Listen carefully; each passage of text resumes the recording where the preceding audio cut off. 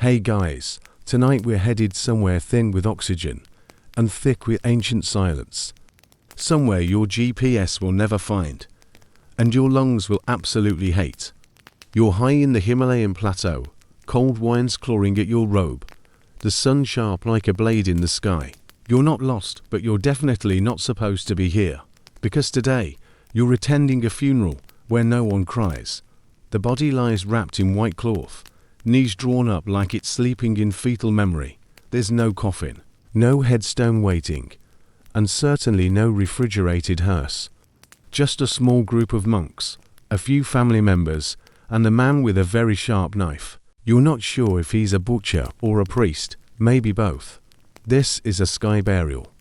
It's what happens when you believe the body is just a shell, and that true compassion lies in letting nature take it, literally. No burning, no burying, just offering it, piece by piece, to the birds of the air. It's not horror. It's considered mercy. But your stomach doesn't seem to know that yet. So, before you get comfortable, take a moment to like the video and subscribe, but only if you genuinely enjoy what I do here, and let me know in the comments, what time is it where you are right now, and where are you listening from? Now, dim the lights, maybe turn on a fan for that soft background hum, and let's ease into tonight's journey together. You stand on a ridge of dark, jagged stone. Below you, vultures circle, big ones, and not just circling, they're waiting. They know what's coming. The ceremony begins with prayers, gentle chanting, bell chimes, and that strange, calming rhythm of Buddhist verse, but the stillness doesn't last. The rogue yopper, literally body breaker, steps forward. He's older than the mountains look, his face a weathered landscape in itself. With ceremonial precision, he begins disassembling the corpse. It's done openly, methodically, without flinching. You want to look away, but the monks are serene, focused. One even smiles faintly. In Tibetan Vajrayana Buddhism, the body after death is just meat, a vessel already left behind. The soul has moved on through the cycle of rebirth, and the remains are offered to the sky. The vultures become sacred participants. It's not desecration, it's generosity. Mainstream fact: sky burials are still practiced today in parts of Tibet and Mongolia, especially where the ground is too frozen for burial and wood too scarce for cremation. Your boots crunch on frost. The sun is still blinding. A family member steps forward with a small bundle of barley flour and throws it into the air. The wind carries it away in a glittering arc, like a blessing made of dust. And then the birds descend. If you've ever seen a vulture up close, you know this isn't a graceful dove from a holy painting. They're massive, hunched, bald-headed and terrifying. But here, they're welcomed, even honored. Because what they do is sacred. They clean the world. There's a practical wisdom here too. In the highlands, you don't waste resources, earth. Burial invites scavengers and takes days of digging through stone. Firewood is precious, but the birds, they'll come for free. And they always come. Quirky detail. Some families, hoping to speed the spiritual transition, smear tea or barley wine onto the corpse to make it more appealing to the vultures, as if inviting them to dinner with a little sauce. Historians still argue whether sky burials date all the way back to pre-Buddhist bomb traditions, or whether they evolved later as a clever mix of ecology and theology. Either way, they remain a practice deeply entwined with both necessity and belief. The ritual doesn't end when the birds finish. You watch as the bones are gathered, yes, by hand and ground down with barley into fine white ash. This mixture, now stripped of identity, is poured into a river or scattered into the wind. Just like that, a person becomes air and water again. You step back. The cold finally catches you, not because you're freezing, but because you feel, still, like your own body is just one more temporary address. And maybe that's the point. You return the next morning. Well, not you, you'd probably be somewhere sipping soup and recovering. But the monks, the family, the rogue yupper, they return. because there's still work to do. The sky burial doesn't end when the vultures fly off with full stomachs. That was just the first act. Now comes the second. A few bone fragments remain, clean, bleached by bird saliva and the Tibetan sun. They're gathered carefully by hand and placed into a cloth bag, the way one might collect seashells, but these aren't souvenirs. They're ingredients. You follow the procession back down the hill, your boots slipping on morning frost, the air impossibly thin. At a nearby monastery, the bones are handed off to a second Rogapa, younger this time. He sits cross-legged with a flat stone in front of him. The bones are placed atop it.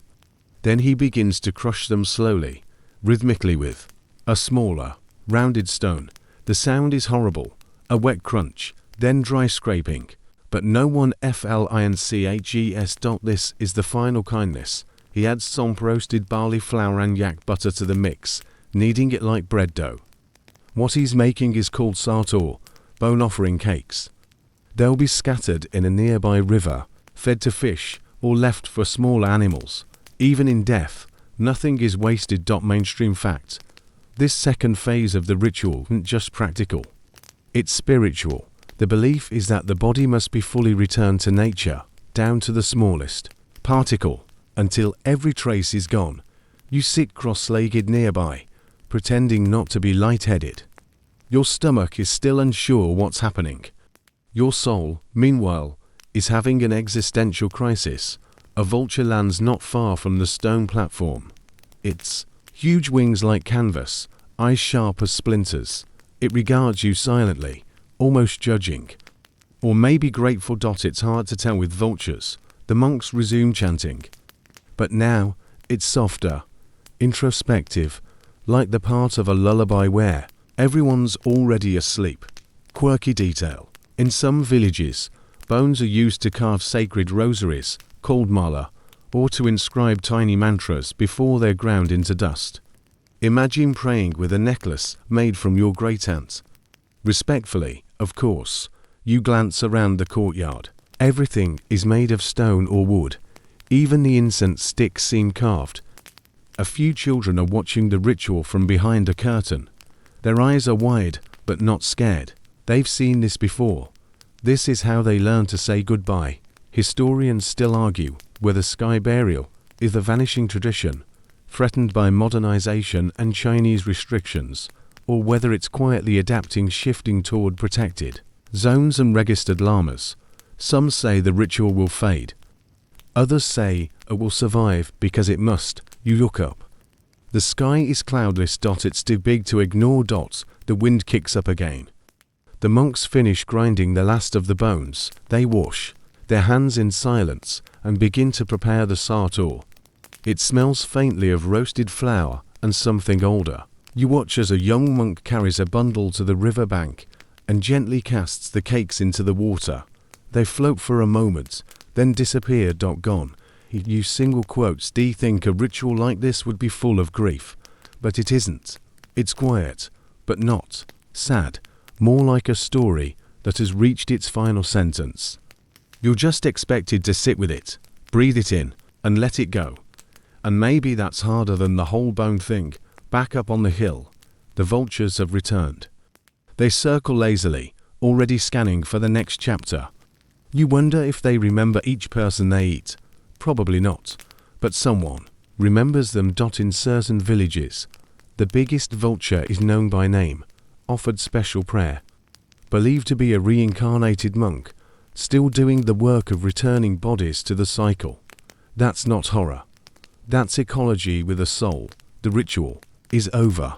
You pull your scarf tighter and descend the slope, your breath rising in pale ghosts. The monastery disappears behind you. And so does the body. No grave. No shrine. Just wind and sky. And birds that know how to keep secrets. Now the air is thicker, more humid. You've traded mountain wind for jungle steam, and the silence of sky burials for the quiet ache of elegance. You're in Burma, well, technically Myanmar, and the village hums gently behind you like a woven lullaby. Chickens cluck somewhere off screen. Smoke curls from a clay stove. But all of that fades when you see her. She doesn't speak, just stands still in the middle of a bamboo hut, adjusting the brass rings that circle her neck like a coiled sun. They gleam softly in the filtered light. They're not decorative. They're her identity. You try not to stare, but of course, you do. This is a Kayan woman, part of a subgroup often known as the long-neck tribe. Except that's not quite right. Her neck isn't longer. Her collarbones are lower. Her shoulders have slowly, painfully, over years, been pushed down by the weight of the rings. The first one goes on around age 5. Then more, little by little, year by year, until it's not something you wear. It's something you become, mainstream. Fact, the custom likely began centuries ago in what is now eastern Myanmar. No one knows exactly why. Theories range from protection against tiger attacks to tribal identity markers, to of course the ever-evolving definition of beauty. Right now, though, you're mostly wondering how it feels to live your entire life as a statue. Beautiful, regal and completely frozen. She moves carefully, like every gesture has been pre-approved by physics. Sitting, lying down, turning her head, it's all possible. Just slower, you try mimicking her posture.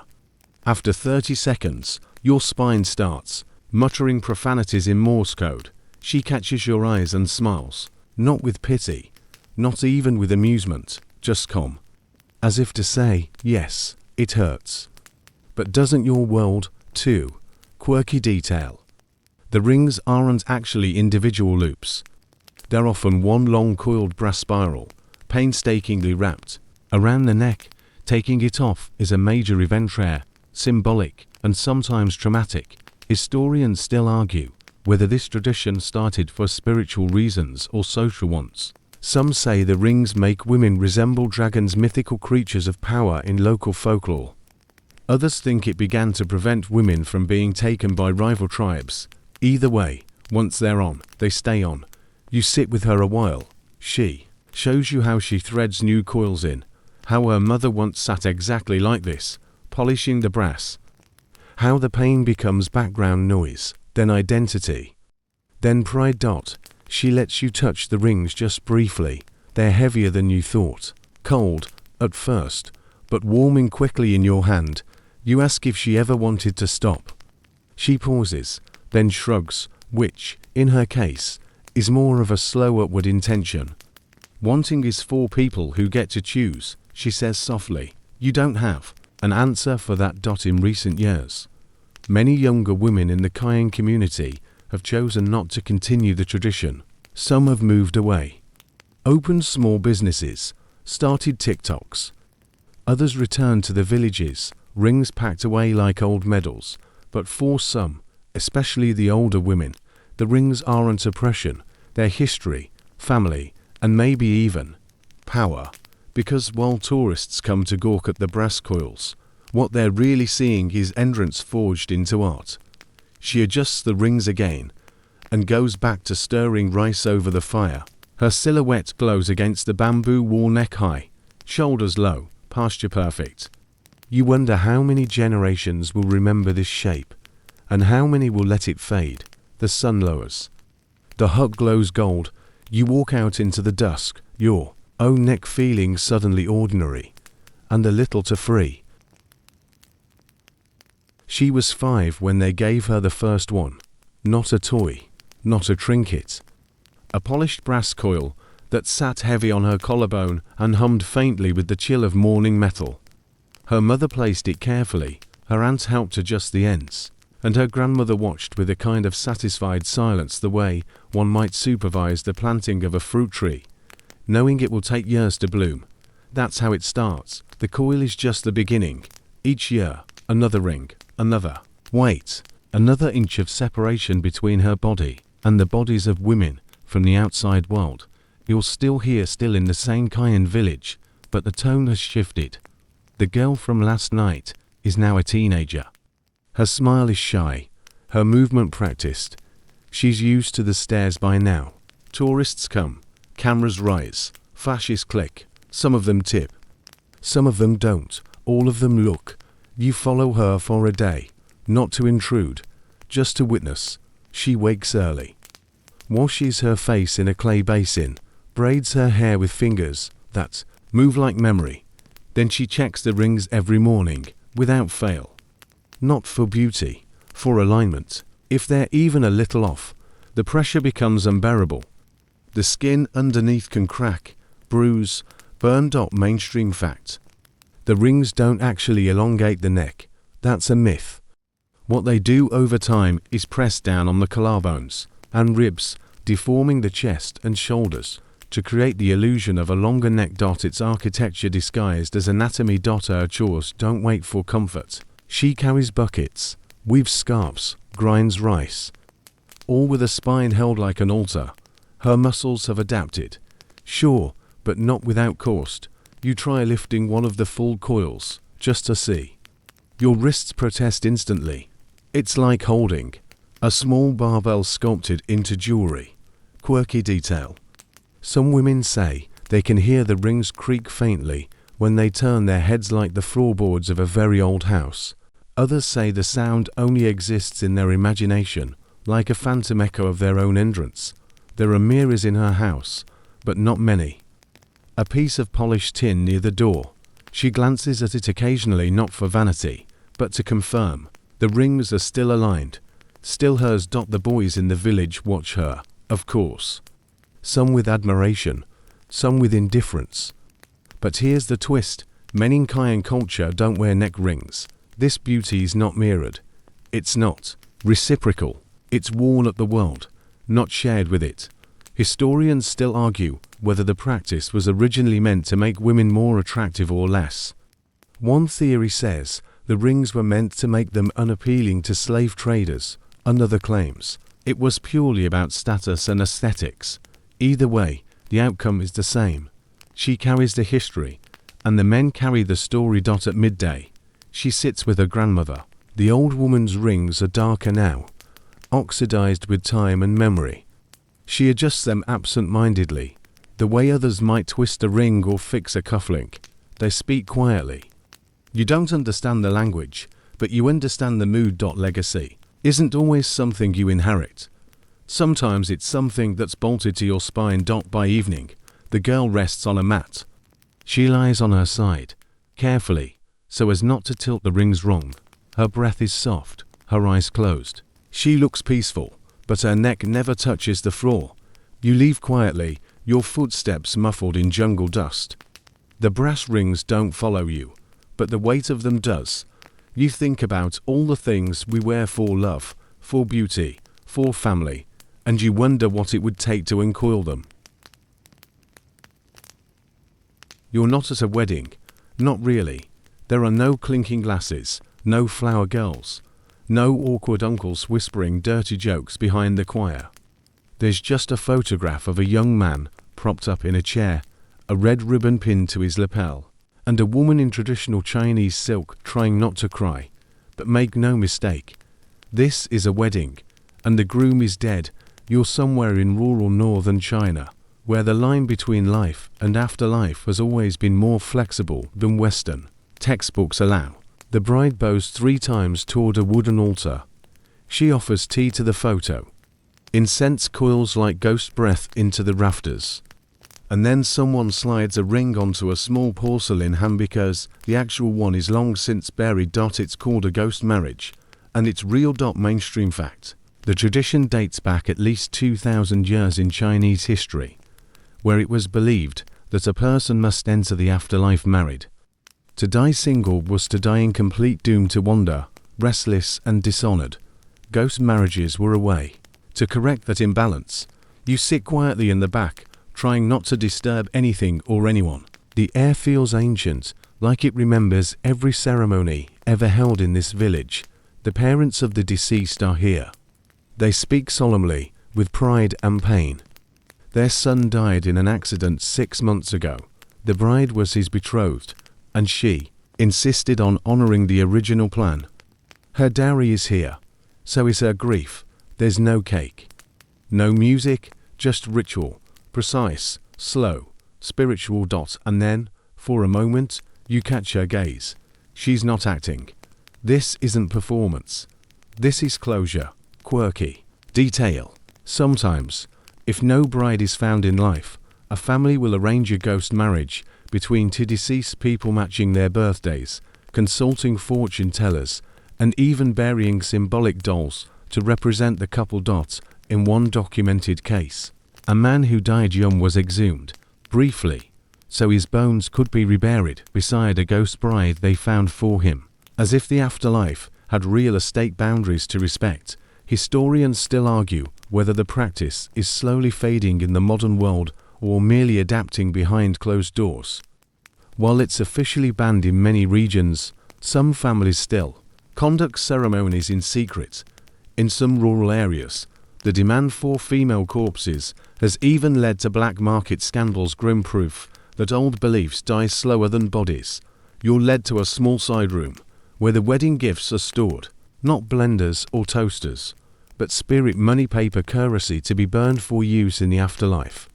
Folded origami furniture, a cardboard cell phone, even a fake iPad. Apparently, ghosts want to stay connected. To the bride changes into white for the final rite. In Chinese tradition, white is the color of mourning. She lights 3 sticks of incense, kneels before the photo, and whispers something you can't hear. Then she stands and walks out alone. It's over. No honeymoon. No first dance. Just peace. You ask one of the elders if the woman will marry again. He shrugs. If the spirits allow, he says. And what if they don't? Then she's already married, he replies. You step outside. The village hums around you. Chickens, distant chatter, the sound of water boiling somewhere. Life moves on, but for some, not before death catches up. And marries you properly. You blink, and now you're in France. Not medieval France. Not even 19th century candlelit France, just France, a few decades ago. The paperwork is fresh, the ink is legal. And the groom, once again, is dead, but the wedding, still very much on. Here, the tradition is known as mariage posthume, posthumous marriage. It's not a legend, not folklore. It's written into the French Civil Code, Article 171, to be precise. Under certain conditions, you can marry someone who has died. As long as the President of the Republic gives his blessing, you half expect this to be a Netflix drama, but it's not, it's reality. And somewhere outside Lyon, a young woman is walking down the aisle in silence, holding a bouquet meant for two. Mainstream fact. The law was officially added in 1959 after a dam burst in Fréjus, killing hundreds. One of the women who lost her fiancé pleaded with Charles de Gaulle to let her complete the marriage they had planned. He agreed, and then turned her personal grief into national precedent. You peek into a quiet town hall where today's ceremony is underway. The groom's photograph sits beside the registrar's desk. There's no officiant in priestly robes. This is civil, not religious. A government official reads the marriage declaration aloud, and the bride says "we" to a man who will never answer. But here, that's enough. The papers are stamped, the family weeps, and legally, they are married. Quirky detail. The law permits it only if there's proof that the deceased intended to marry before death. That might mean a shared apartment lease, an engagement ring, or even a Facebook relationship status screenshot. Romance, apparently, lives in the bureaucracy. Historians still argue whether this is a compassionate relic of post-war trauma or a surreal artifact of legal overreach. Some say it gives closure.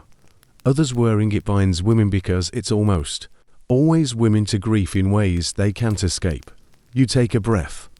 Try to imagine your entire romantic future tied to a ghost, not in metaphor, in tax status. And this isn't just a French thing. You've drifted now, gently, into the dry heat of Sudan, where ghost marriages play a different tune. Among the newer people, there's a practice called ghost fatherhood. If a man dies unmarried, his brother or another male relative may marry a woman in his name. The children born from that union, they're legally considered the descendants of the dead man, not the living husband. Here, it's not about romance. It's about lineage, identity, the unbroken chain of family blood. Even if one link is forged from memory alone, you sit under a fig tree with an elder who explains it with pride. A man is not gone until his name lives through children, he says. Even if the body is gone, the name still needs legs. That phrase stays with you. The name still needs legs, and suddenly, you see a pattern across continents. Cultures keep finding ways to link the living to the dead, not just in mourning, but in duty, to finish what was started, to promise what cannot be returned. You wonder if it's love or loyalty that drives these rituals. Or maybe they're the same thing. The sun sets over the village. In France, a woman sleeps beside a framed photo. In Sudan, a child plays beneath a name he'll never meet. And somewhere between those places, you sit in the quiet, the absurdity and the beauty of it all whispering through you like incense. You think about your own relationships, the ones that ended too soon, or never quite began, and for the first time, you wonder what it would mean to finish them anyway. Your skin is hot, not sunburned, not fevered, just ready, because you're standing shirtless in a bamboo clearing somewhere deep in the forested highlands of Papua New Guinea. And you know what's about to happen. You're about to stop being a boy, or at least, that's what they tell you. The Satere-Mawe tribe doesn't do birthdays. They don't do diplomas or driver's licenses. They do blades, ritual blades. And today, your back will speak in scars. You kneel in the center of a circle, bare earth below, sky barely visible above the tangled canopy. The older men stand around you, their bodies covered in geometric tattoos and mosquito bites. One of them, your uncle, maybe steps forward. He holds a short, hooked knife. You're not tied down. That would ruin the lesson. Because this isn't punishment. It's transformation. Mainstream fact. Among several highland tribes in Papua New Guinea, boys undergo elaborate scarification ceremonies as part of their passage into manhood. In some groups, the cuts are made to resemble crocodile skin, connecting the boys to a totemic spirit and symbolizing the shedding of childish flesh. The blade touches your back. At first, you expect it to feel cold, but it's warm, alive. It drags a shallow, practiced groove along your shoulder blade. The pain is immediate, sharp, yes, but somehow clean. Like it's opening a door in your nerves. You grit your teeth. You're not allowed to scream. Not because it's taboo, but because the boy who screams is still a boy. And today, you are not allowed to be one of those anymore. Another cut. Then another. The pattern matters. The blade doesn't dance randomly. It follows ancient maps, generations of male backs shaped like shields, designed to look like strength, even when bleeding. Quirky detail. Some of the older men claim they can read the scars like scripture. One look at your back, and they'll know your clan, your rank, your pain threshold, and whether you flinched when the blade met bone. You breathe shallowly, dust sticking to your lips. Someone pours water over your shoulders, not to clean the wounds but to keep the flies off. Historians still argue whether the ritual emerged purely as spiritual symbolism or as a form of social control, instilling pain to harden obedience. Either way, it works. The boys who walk into this circle don't walk out the same. And that's the point. The cutting goes on 4 hours. Intermittently, there are chants, drum beats, laughter in places that feel strange to laugh. Some men smoke. One sings a childhood song about crocodiles and rivers and the moon. You wonder if it's meant to distract you, or mock you, or both. When they finally stop, your back is on fire. Not metaphorically actually, because they're rubbing hot ash and clay into the cuts now. This isn't decoration. It's technique. The ash keeps the wounds open longer, raises the scar tissue, makes the patterns more pronounced. The more it hurts, the clearer the story. You don't pass out, but you come close. They wrap you in leaves, lead you to a river, and let you lie in the shallows. The cold water hisses when it hits your back. Your muscles twitch like something half-cooked. You close your eyes and hear the forest breathe. And, inside your breath, something new. You're still you. But more jagged, more written. By nightfall, you return to the village. No fanfare, no feast, just nods. You sleep on your side, back pulsing in pain. But no one comes to check on you. That, too, is part of the ritual, because once you're a man, you're supposed to handle your own wounds. Mourning hurts, not like a stubbed toe or a paper cut. This is the kind of hurt that lives under your skin now, that hums with your heartbeat, that whispers, "Congratulations. You survived." You try to sit up, but your muscles protest like overworked servants. Your back feels tight, crusted, foreign. You're not used to having architecture etched into your flesh. Outside the hut, the village moves as if nothing has happened. Chickens scurry. Women carry firewood. Children chase a goat like it owes them money. And you're limping toward the fire pit, your spine wrapped in banana leaves, soaked with ash and ancestral approval. Someone hands you a bowl of fermented sago. You sip it slowly. It tastes like sour earth and delayed praise. The man who gave it to you grins and points. At your back, you nod, because it's the only thank you your body will allow. This is the recovery phase. Except they don't call it that. There's no word for recovery here, only entrance. The scarring isn't supposed to fade quickly. In fact, the more raised and rugged the skin, the more respect you earn.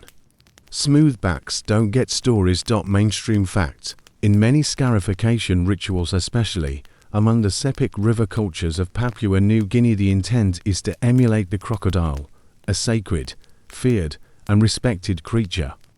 The belief is that as the crocodile sheds its old skin, so must the boy shed his former self. You're beginning to understand that now. The wounds have started to itch. That's a good sign. It means they're closing. But you're told not to scratch. If you do, the pattern might distort.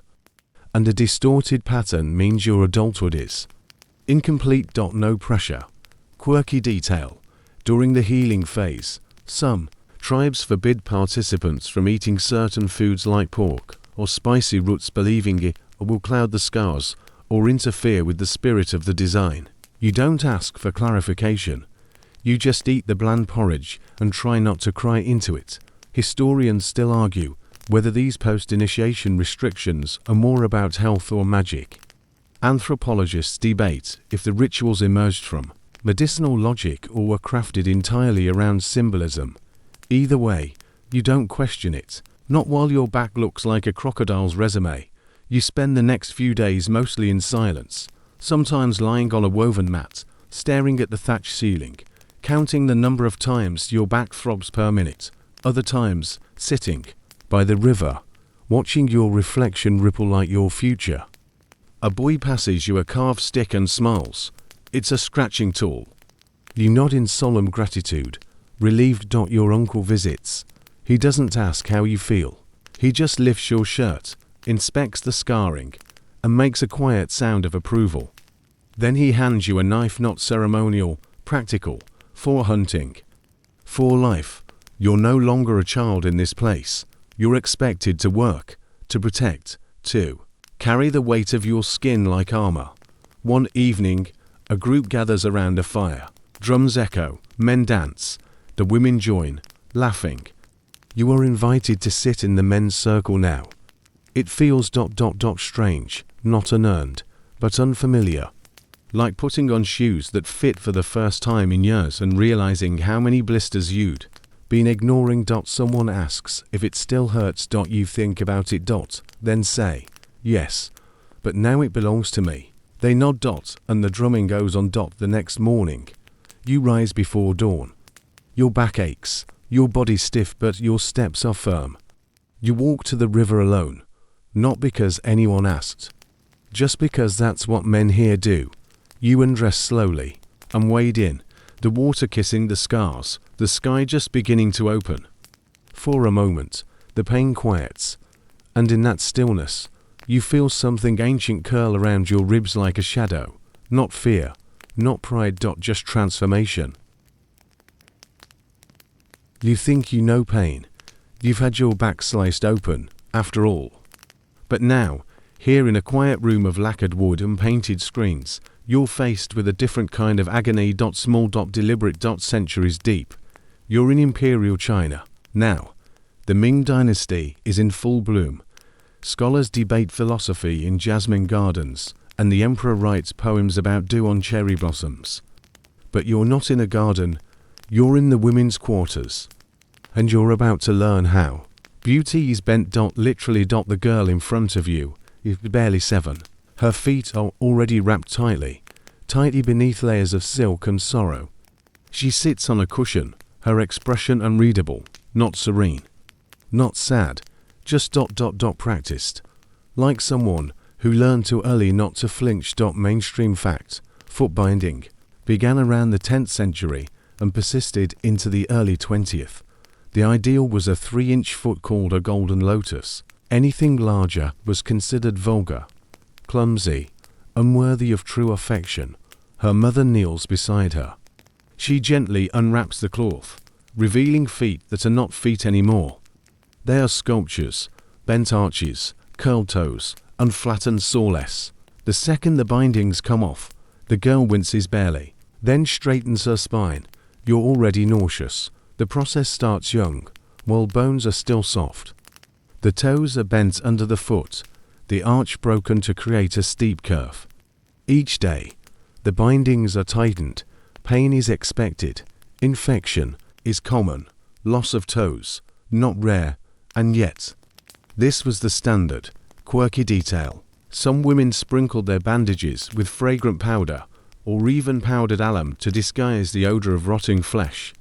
The shoes tiny, embroidered silkworks of art were more display than function. Most who wore them could barely walk. You're shown one of the lotus shoes. It fits in the palm of your hand. Bright red silk with embroidered cranes, a symbol of elegance that required lifelong disfigurement. She slips it on like second nature, and then tries to walk, not in the way you or I walk, but in the manner of drifting. Each step short, delicate, a shuffle that suggests grace, but hides agony. This was considered alluring. The tottering, fragile gait was eroticized. Women weren't supposed to run. They were supposed to be carried.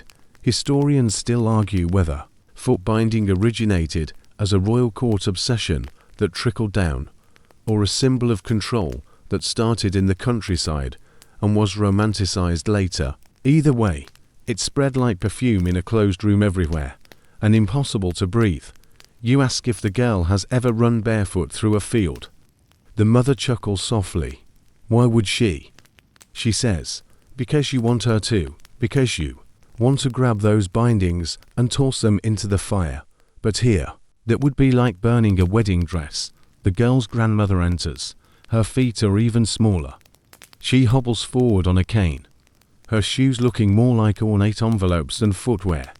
She sits beside the child, takes her hands, and begins to sing a lullaby about flowers blooming in silence, about men falling in love with how softly a woman moves. The room smells of tea and herbal ointment. You feel a tension rise in your chest, not anger. Exactly. More like helpless awe. This wasn't just pain. It was tradition. Entire family lines of women, bound literally to an idea of beauty that made movement itself a luxury. You're told the bindings must go back on soon. If left unwrapped too long, the bones might try to move, might try to heal. And that would ruin everything. You step outside, leaving behind the scent of bruised silk and camphor oil. The air feels cooler, freer. Your own feet suddenly feel like rebellion. You walk quickly, because you can dot, and each step echoes with the names of women who never got to. You try on the shoe. Not literally, you'd break it, obviously. But you hold it up next to your foot and marvel at the absurdity. It's the size of a child's slipper, stitched from crimson silk and lined with faded rabbit fur. A lotus shoe, 3 inches, barely enough space for your thumb to wiggle. And someone lived in these. You're still in China, but the era has shifted. It's now the Qing dynasty late Imperial glory on the brink of collapse. The forbidden city is still shining, but revolution simmers in the tea kettles. Change is coming, but not for her. The court lady before you is perhaps 16, though it's hard to tell. Her face is painted in pale powder, lips like tiny brush strokes, movements as soft as shadows on a lacquer screen. But beneath the hem of her embroidered robe, the feet, those infamous golden lotuses, peek out like two delicate secrets. Wrapped, hidden, proud, she doesn't walk. She floats. Mainstream fact. Among elite families, bound feet became a symbol of wealth. A woman who didn't need to work, who could barely walk, was clearly someone from a house where servants carried the burdens. The smaller the feet, the higher the status. She's escorted through the courtyard by two maidservants, one on either side. It's not that she's weak. She's just incompatible with stairs, or cobblestones, or wine. Her hands are graceful, her posture flawless. But every few steps, you see it, that flicker of pain, not overt, not dramatic. Just a subtle tightening of the jaw, a shift in the shoulder. A tiny tremor, disguised as elegance. You wonder if she remembers a time before the bindings. If her body holds memories of motion, now tucked deep beneath layers of performance and powdered pride. Quirky detail. Some families displayed their daughters' shoes on shelves like trophies. Men would court women not by flowers or poetry, but by praising the shape of their bound foot, as if describing fine porcelain or perfect calligraphy. She sits beside you in the garden, sipping bitter tea. Her voice is low, melodic, trained in court etiquette. You ask her gently if she ever resented it. She considers this, then smiles. No, she says, but sometimes I dream of running, not flying, not dancing, just running, through a field, maybe, through wet grass, barefoot, laughing. But when she wakes, her feet ache, and the dream fades. Historians still argue whether footbinding was wholly imposed or whether women themselves perpetuated it out of internalized ideals. Some argue it was voluntary tradition. Others insist it was slow, aesthetic violence masked as culture. But everyone agrees on one thing. It lasted 1,000 years. You walk with her for a while, slowly, carefully, over smooth stones. The maidservants help, but she insists on trying herself, step by step. Each one precise, controlled. Like a painting learning to move. The emperor won't see her, of course. She's too far down the court ranks. But that's not the point. The point is that she could, if called, if noticed, if chosen. And for that possibility, she was shaped into a sculpture. You help her back to her quarters, the scent of sandalwood trailing behind. Before you leave, she bows slightly, not from politeness, but from training, and then disappears behind a curtain of golden thread. You don't sleep well that night. You keep thinking about her shoes lined up in the dark like whispered prayers. Every pair a memory, every step a lesson in stillness. By morning, you're already walking faster again.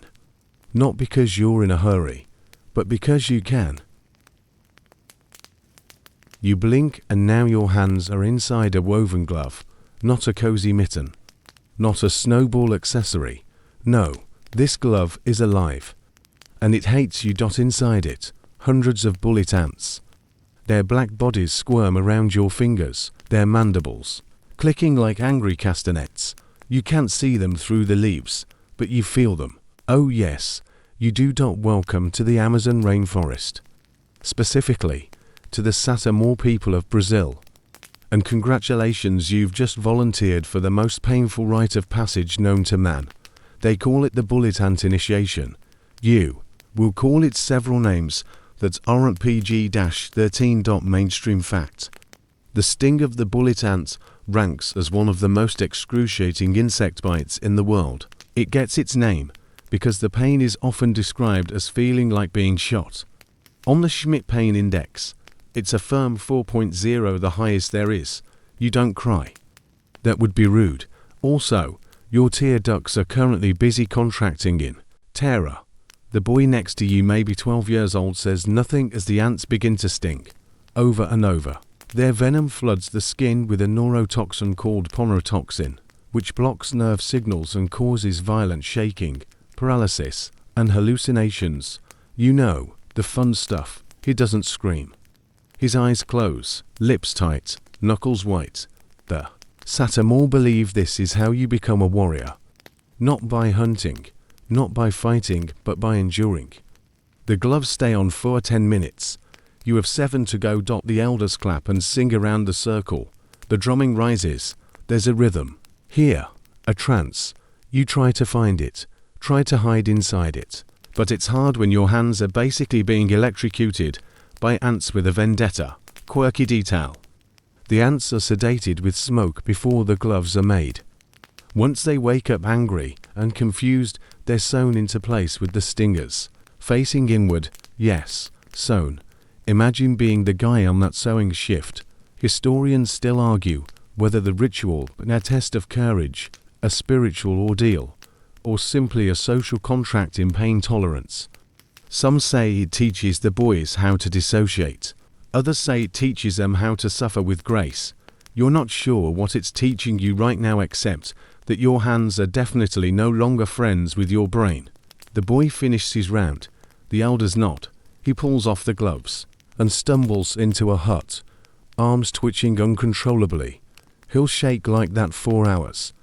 Maybe puke, maybe faint. Doesn't matter. He passed.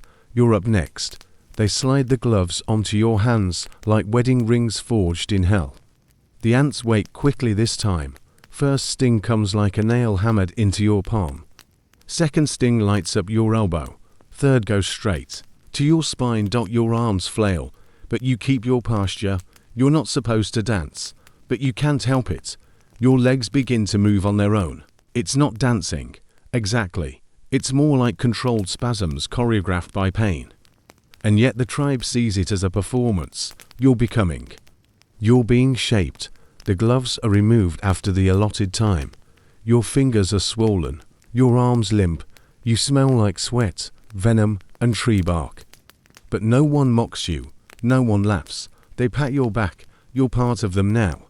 They tell you you'll need to do it 20 more times to really complete the ritual. You nod, still shaking, because you can't even lift your hands to disagree. You're still shaking. Hours have passed, maybe more. Times become wobbly, like your legs. Your arms twitch with a rhythm that doesn't belong to you anymore. The elders say that's normal. They say the venom is inside your blood now, rewriting things. You don't ask what things. The boy who danced before you is back. He's smiling, kind of, or maybe grimacing. It's hard to tell when everyone's eyebrows are always halfway to the clouds. He holds a carved bowl of fermented chicha and hands it to you without a word. You drink. It helps. Not with the pain, nothing helps with that. But it pulls you away from the buzzing in your bones, like turning the volume down on your nervous system. Tonight is the trance. You sit by the fire, wrapped in woven fabric, the air thick with smoke and mosquito song. Around you, the men drum, low and slow, like a heartbeat with secrets. Women sing, children clap along. You're not a guest here anymore. You're a participant. The ants are still in your bloodstream. And now, so is the music. Mainstream fact. The Satere-Mawe bullet ant ritual isn't a one-time event. Boys undergo it many times over several months, each session strengthening their endurance and their social identity. It's not just physical. It's spiritual, communal, psychological. The dancing, the singing, it's all part of the healing. You rise, unsure whether it's your idea or your body's. Your legs wobble, but the rhythm holds you up. You start to move, not the spasmodic jolts from earlier, but something looser. Now, controlled, purposeful. You're dancing through paralysis. The villagers cheer. Not because you're good, but because you're trying. And that's the real test. Quirky detail. Some tribes believe that the more beautiful your dance after the ant gloves, the more favor you gain from the spirits of the forest. Clumsy dancers are laughed at. Graceful ones are honored. And yes, sometimes imitated 4 years afterward. Someone hands you rattles made from turtle shells. You shake them clumsily.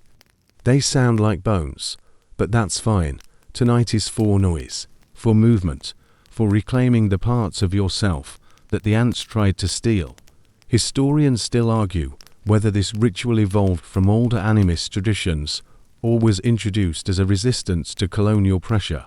Some anthropologists say it's a defiant preservation of identity. Others think it's an accidental invention of generational trauma. You don't know. But as you dance, you start to feel a strange kind of joy. Your fingers still spasm, your lips tingle, your arms ache like they've been chewed by lightning. But you are dancing, you are moving, and the tribe is with you. Later, much later, you lie in a hammock, staring up at the stars. The pain hums gently now, like a warning that it could come back at any time. But it's quieter. You've earned that. The boy from earlier sits beside you. He doesn't say anything, just lifts his hand still swollen and shows you the bite marks. Dozens of them. Then he points to your own. You compare. It's like comparing battlefields. You both laugh, not a loud laugh. A tired one, but it's real. Tomorrow, you'll rest. The next day, maybe another round, or maybe fishing, or maybe just watching others dance while you recover. But tonight, you sleep knowing one thing for sure. You danced through the sting. And the forest heard you. You're not sure what smells stronger, the yams roasting in the fire, or the faint copper tang of cooked brain. Welcome to the highlands of Papua New Guinea again. But this time, the ritual isn't about pain. It's about memory and dinner. You sit cross-legged in a thatched hut, surrounded by mourners. They're quiet, not because they're sad, though they are, but because reverence here means silence, not tears. A clay pot bubbles over a small flame. The aroma is earthy, pungent, familiar in a way that unsettles you. This is the final meal. And the meat, it belonged to someone's grandmother. No, that's not a metaphor. You've arrived during a transumption ceremony, an act of funerary cannibalism practiced by the four people. Here, eating the body of a loved one isn't grotesque. It's sacred, a final act of love, of closeness. A way to keep them from being alone. Mainstream fact. Until the mid-20th century, the four tribe regularly consumed their dead, believing that doing so allowed the spirit of the departed to live on within the family. Women and children were usually the ones to eat the flesh, especially the brain and organs, which were thought to contain the most vital essence. You try not to look directly at the pot. You definitely try not to breathe too deeply, but curiosity is its own hunger. You glance at the woman next to you. She's old, weathered, and smiling gently. She's stirring the pot. She doesn't seem disturbed. To her, this is remembrance, not consumption. Her mother died 3 days ago. Tonight, she becomes part of them again. Quirky detail. Before cooking, the brain is often mashed with wild herbs and wrapped in banana leaves. Some say this softens the bitterness. Others say it helps calm the spirit for its transition into the bodies of those still living. You're handed a bowl, not a big one. Just a palm-sized scoop of cooked root vegetables, a few pieces of roasted flesh, and jessa. Bit of grey matter. You're not being tested. No one will punish you if you refuse. But you don't refuse, you chew slowly. The yam is soft, the other bit, grainy, metallic, unfamiliar. You swallow. The air doesn't change, the people don't change. But something in you does. You don't feel cursed, you feel full. And that, here, means blessed. Historians still argue whether the practice began as a spiritual rite, a way to deal with limited burial space, or as an evolution of ancestral veneration. Anthropologists see echoes of this ritual in other cultures, tribes that wore bones, drank ashes, or preserved body parts in jars, but the four went further. To them, not eating the body was abandonment, a betrayal. You do not discard what loved you. As night falls, the fire dies low. The pot is empty. The family sits in a circle, each person holding a carved stick or stone that belonged to the deceased. A girl traces her finger along her grandmother's bracelet, now tied around her own wrist. She hums softly. You realize no one has cried. They've consumed their grief, literally. Outside, the jungle pulses with nighttime life. Insects chirp, frogs gossip, the stars blink like distant campfires. Inside, the room is warm, full, sacred. You lie down on a woven mat. The elders offer you a blanket made of bark fiber. You thank them. They smile, your family now, in a way that can't be undone. The body is gone. But it didn't disappear. It became memory. And you swallowed it. Morning comes, and your stomach feels odd. Not sick, exactly, just heavy. As if you're carrying more than breakfast. The elders are already up. The fire is stoked again, and people move about the village with the calm precision of those who've done this before. You, however, wake with a head full of fog and questions. Last night, you ate a person, not in cruelty, not in desperation, but in love, in tradition, in memory. Still, your Western instincts rebel.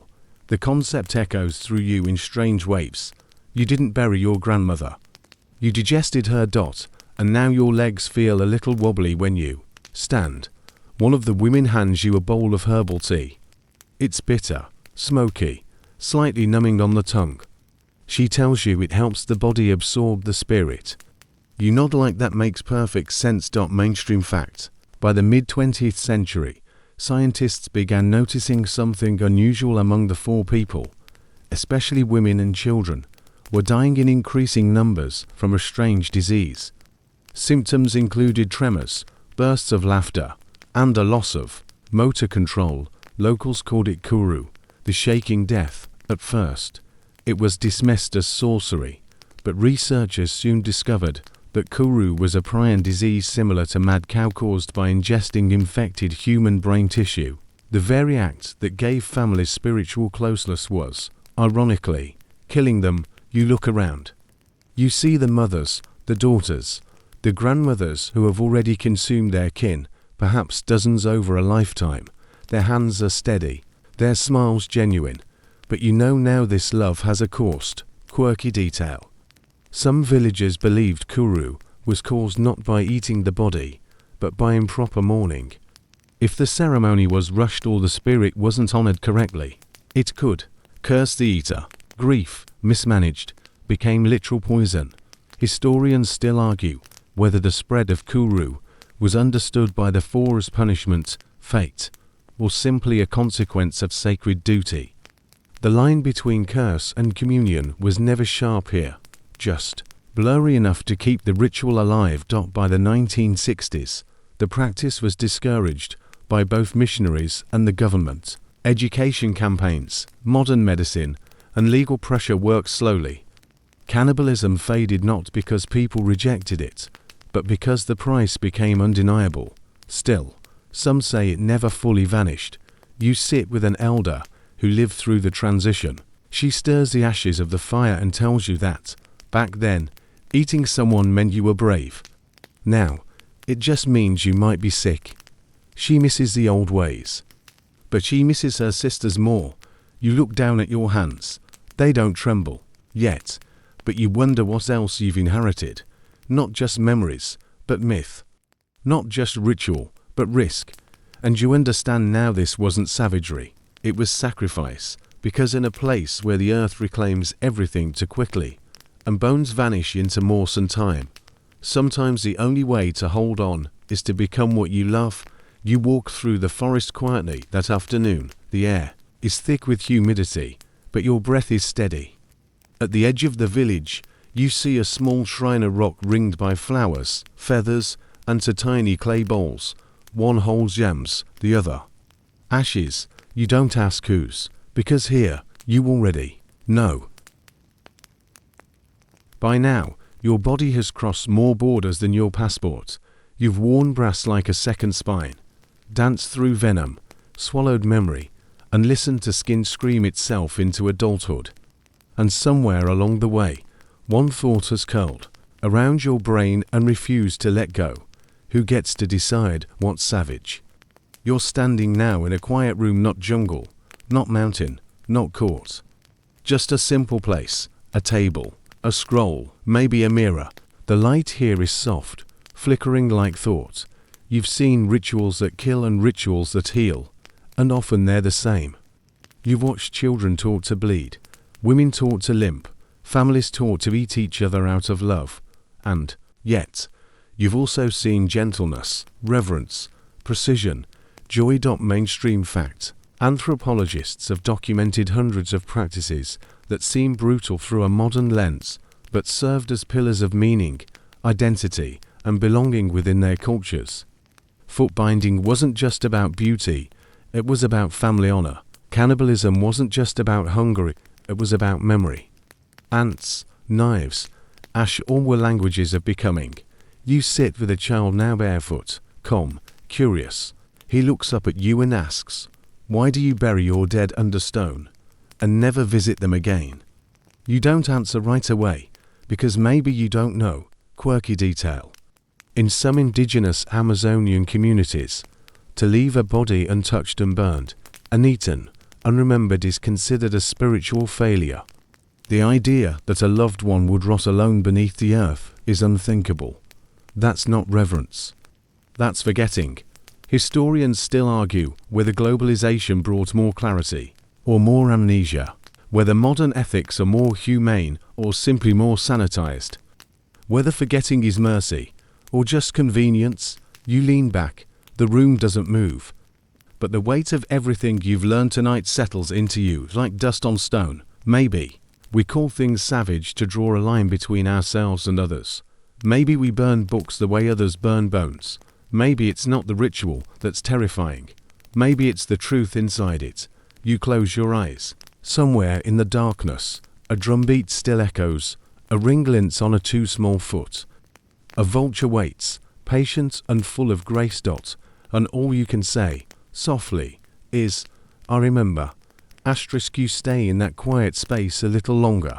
The room grows softer, the walls fade into dusk, and your breath slows with the hush of leaves outside. Everything you've seen tonight, every ritual, every scar, every song, they're still out there, flickering between centuries, echoing through bones and lullabies, and they're not asking for your judgment, only your attention. So as you close your eyes, let your thoughts settle gently, let the edges of things blur, let the hum of old stories wrap around you like warm fabric. You are not a visitor anymore. You are a witness. And sometimes, that's enough.